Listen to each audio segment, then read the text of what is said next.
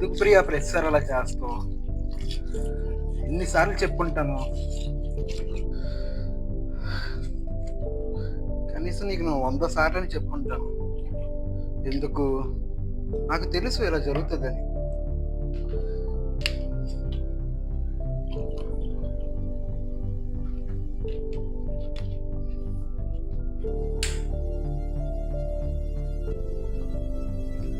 నీకో పెక్కల పంటవా? వద్దులే, మరి నీకు ఎక్కువైపోతే నేను ఇబ్బంది పడాల్సి వస్తుంది.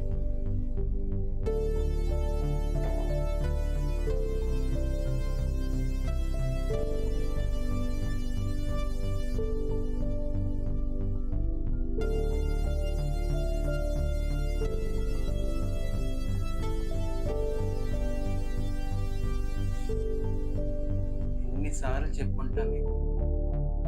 చెప్పానా లేదా? చెప్పానా లేదా? చెప్పానా లేదా? సరే, నీకు అందరితో కలవడం ఇష్టమేమో. అలా ఉంటేనే ఫ్రీగా ఉంటావని చెప్పావనే కదా. నాకు లోపల ఎంత బాధకున్నా, ఎంత ఇబ్బందిగా ఉన్నా ఆ బాధను ఆలోచించుకున్నాను. కానీ అది నువ్వు చాలా టికెట్ ఈజీగా తీసుకున్నావు.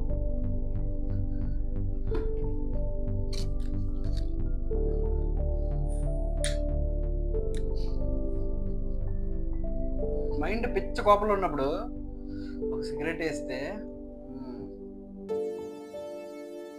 దానికి వచ్చి మజా వేరు.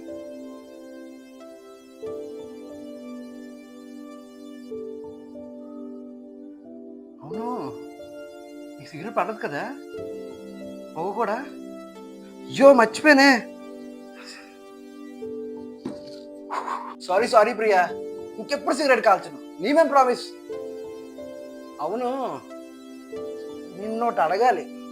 అడగనా? నిజం చెప్పాలి మరి. ఇప్పుడు మనం బాగా ఇష్టపడి పిచ్చెక్కిపోయి ఒక పర్సన్ ప్రేమిస్తాం.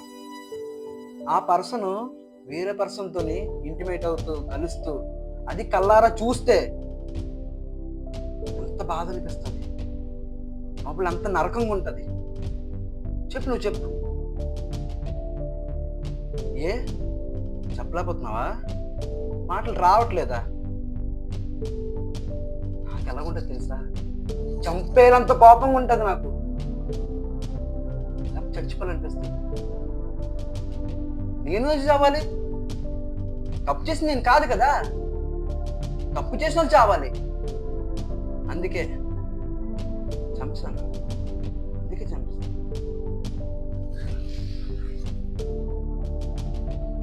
ఎన్నిసార్లు చెప్పుంటాను ప్రియా, ఇలా చెయ్యకు అనేసి.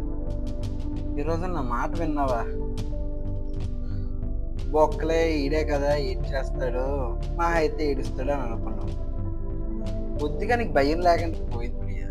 ఇప్పుడు నేను భయపడతావంటే నువ్వే లేకుండా పోయావు. నీకు విషయం చెప్పలేదు కదా, 3 days బ్యాక్ వెంకీ గారు కలిశాను. చాలా మాట్లాడాడు, ఇన్ఫాక్ట్ చాలా ఎక్కువ మాట్లాడాడు. పెద్ద గొడవ అయింది. ఆ గొడవ లాస్ట్లో ఆడొక మొక్క అన్నాడు. ఒక్క మొక్క నా మనసును 1000 మొక్కలు చేసింది. ఏమన్నాడు తెలుసా? తనకి ఇష్టం లేకపోతే, తను ఒప్పుకోపోతే నేనైతే వచ్చి పడుకుంటుందని అడిగాడు. నిజమే కదా? అవును, ఒక నిమిషం ఆగు.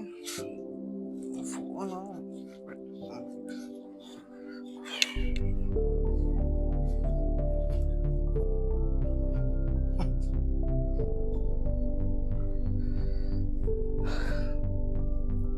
సార్, పోలీస్ స్టేషనా? నా పేరు కార్తీక్ సార్. నేను ఇక్కడ ఒక మర్డర్ చేశాను సార్. అయ్యో కంగారు పడకండి, ఎక్కడికి వెళ్ళను. మీరు వచ్చేంత ఇక్కడ ఉంటాను. మీరు వచ్చాను సార్.